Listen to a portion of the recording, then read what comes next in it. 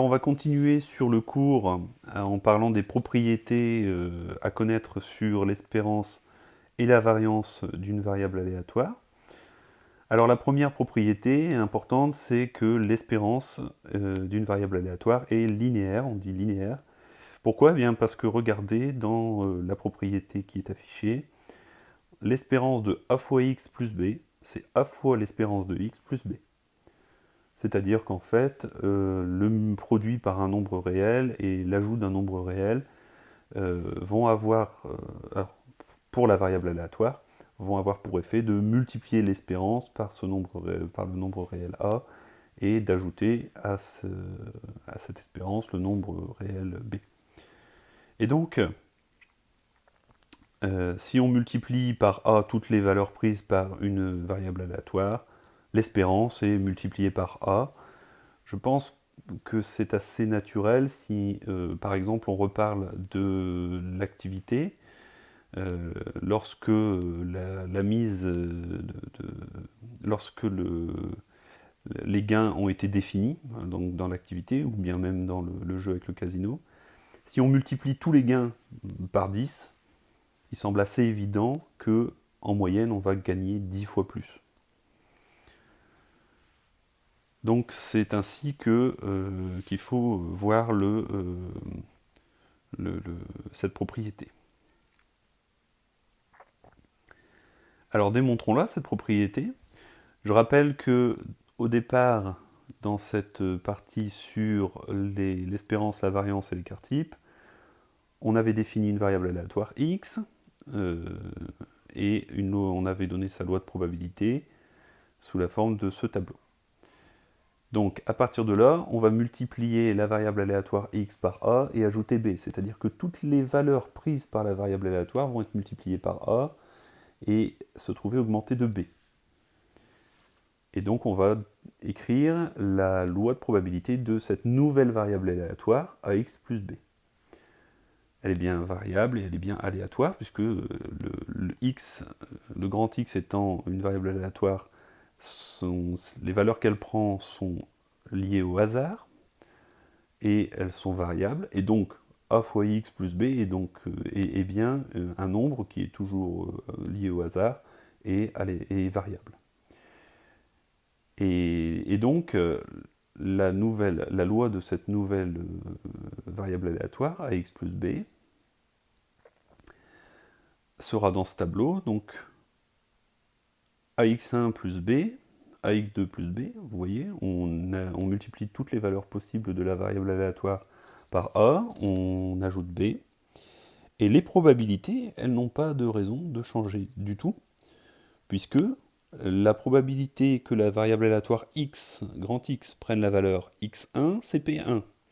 Et donc, la probabilité que la variable aléatoire a fois x1 plus b, a fois x, a fois grand X plus b prenne la valeur a fois x1 plus b, c'est p1.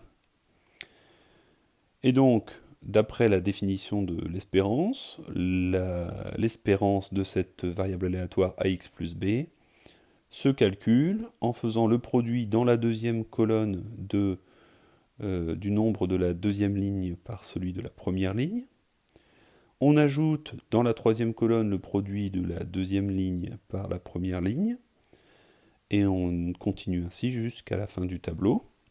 Voici donc l'espérance de la variable aléatoire ax plus b, écrite uniquement grâce à la définition de l'espérance. Et en développant donc cette expression, vous pouvez contrôler ça avec un papier et un crayon. On va obtenir P1 fois AX1 plus P1B, plus P2 fois AX2 plus P2B, plus etc. jusque Pn AXN plus PNB. Et en mettant en facteur le A et le B,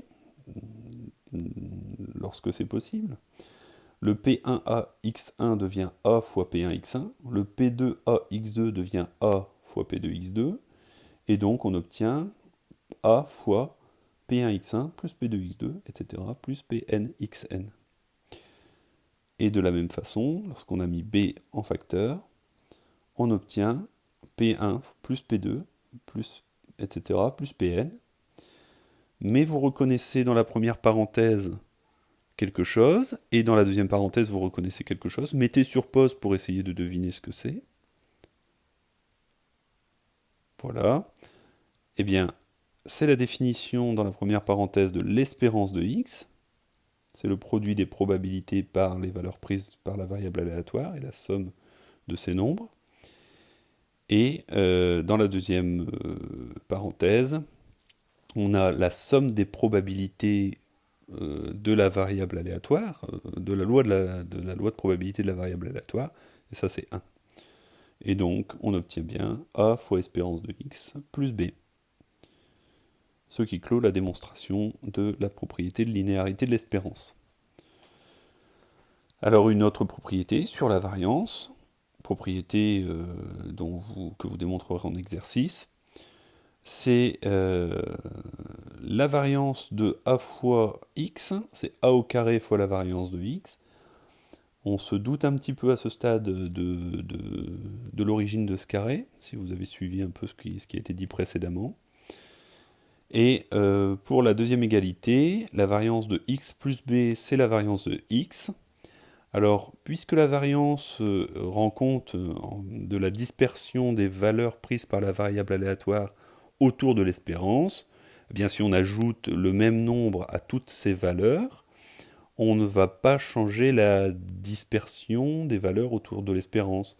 L'espérance va augmenter de b, la moyenne va augmenter de b, mais les valeurs prises autour de l'espérance ne vont pas se déplacer les unes par rapport aux autres. C'est comme si on déplaçait toutes les valeurs vers le haut du nombre b.